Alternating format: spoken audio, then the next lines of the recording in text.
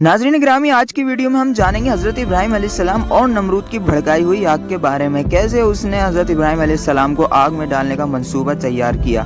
तो जाने से पहले हमारे चैनल को सब्सक्राइब कर लीजिए ताकि हम आगे इसके बारे में बात करते हैं।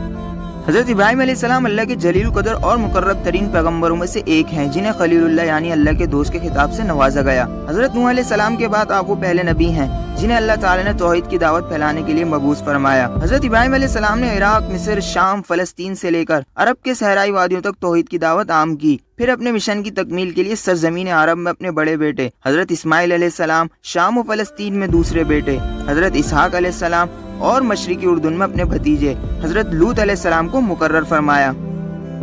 डिटेक्टिव वर्ल्ड के सामईन, अल्लाह ताला ने कुरान करीम में 69 मकाम पर हज़रत इब्राहीम अलैहिस्सलाम का जिक्र किया है। हज़रत इब्राहीम अलैहिस्सलाम के आबा व अजदाद अरब से हिजरत करके बाबुल में आबाद हो गए थे। वहीं आपकी विलादत हुई। आपके वालिद का नाम तारुख था लेकिन आज़र के नाम से मशहूर हुए। हज़रत इब्राहीम अलैहिस्सलाम की पैदाइश के वक्त आज़र की उम्र 75 साल थी। हज़रत इब्राहीम अलैहिस्सलाम के अलावा आज़र के 2 बेटे थे, एक का नाम नाहूर और दूसरे का हारान था। हारान का इंतकाल आज़र की जिंदगी में हो गया था। हारान का एक बेटा था जिसका नाम लूत था।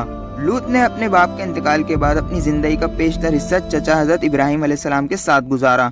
यहाँ तक कि अल्लाह रब्बुल इज़्ज़त ने हज़रत लूत अलैहिस्सलाम को भी नबूवत से सरफराज फरमाया। हज़रत इब्राहीम अलैहिस्सलाम के वालिद आज़र का पेशा बुत परस्ती और बुत फरोशी था। नाज़रीन, बाबुल और उसके आसपास के इलाकों पे नमरूद की बादशाही थी, जो कि एक बहुत ताकतवर, मुतकब्बिर, जाबिर और बुत परस्त हुक्मरान था।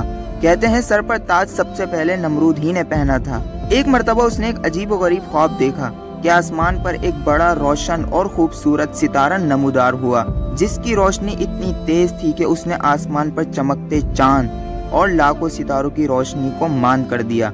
सुबह हुई तो नमरूद ने शहर के तमाम बड़े काहिनों और नजूमियों को दरबार में तलब करके अपना ख्वाब सुनाया और ताबीर मांगी। नजूमियों ने ताबीर बताई कि इस शहर में अनकरीब एक ऐसा बच्चा पैदा होने वाला है जो अजीम बादशाह के जवाल का सबब बनेगा और हमारे खुदाओं के मुकाबले में एक खुदा और उसके दीन का प्रचार करेगा। नजूमियों की इस खबर ने नमरूद को सख्त परेशान कर दिया। चुनाचा उसने फौरी हुक्म जारी किया कि जो भी बच्चा पैदा हो उसे फौरी कत्ल कर दिया जाए। बादशाह के हुक्म पर अमल दरामद शुरू कर दिया गया और बाबुल की सरजमीन नौज़ायदा बच्चों के खून से सुर्ख हो गई। मुशरिकीन की ईद के दिन हज़रत इब्राहीम अलैहिस्सलाम ने बुतों को मिस्मार करने का इरादा फरमाया और कहा कि जब ये ईद मनाने चले जाएंगे तो उस वक्त मैं इसको मिस्मार करूंगा। तो लिहाजा उन्होंने ऐसा ही किया। जब वो बुतों के पास पहुंचे तो उनसे कहा कि तुम खाते क्यों नहीं, तुम पीते क्यों नहीं। तो इसी वजह से उन्होंने कुल्हाड़ा लेकर सारे बुतों को मिस्मार कर दिया था। नाज़रीन, बुतों को तोड़ने का अमल नमरूद और उसकी कौम के नजदीक नाकाबिले माफी जुर्म था। लिहाजा उन्होंने फैसला किया कि हज़रत इब्राहीम अलैहिस्सलाम को इतनी सख्त और इबरतनाक सजा दी जाए कि आइंदा किसी को बुतों की बेहुरमती करने की हिम्मत ना हो। चुनाचा नमरूद ने हज़रत इब्राहीम अलैहिस्सलाम को आग में डालने का मंसूबा तैयार किया। नमरूद के हुक्म पर खंदक खोदी गई। फिर इस कौम के हर फर्द ने उसके काम को मुकद्दस समझते हुए इसमें लकड़ियां जमा करनी शुरू कर दी। फिर एक मंजनीक तैयार की गई जिसके जरिए हज़रत इब्राहीम अलैहिस्सलाम को रस्सियों से जकड़कर आग में फेंक दिया गया।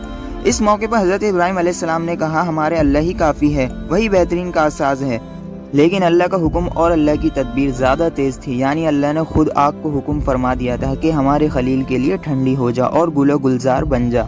उसी दौरान हज़रत जिब्राइल अलैहिस्सलाम हज़रत इब्राहीम अलैहिस्सलाम के साथ थे और आपकी जबीन अतहर यानी पेशानी से पसीना पहुँच रहे थे और इस पसीने के अलावा उन्हें कोई और तकलीफ नहीं पहुँची। हज़रत इब्राहीम अलैहिस्सलाम के वालिद के कहे हुए कलमात में से सबसे अच्छे कलमात वो हैं जो उसने अपने बेटे को आग के अंदर देखकर कहे थे, ए इब्राहीम, तेरा परवरदिगार बेहतरीन परवरदिगार है। हज़रत इब्राहीम अलैहिस्सलाम इस आग में 40 या 50 दिन ठहरे और इन्होंने फरमाया कि मैंने इन दिनों से अच्छी ज़िंदगी नहीं गुजारी और मेरी तमन्ना रही कि मैं पूरी ज़िंदगी इसी में गुजारूं।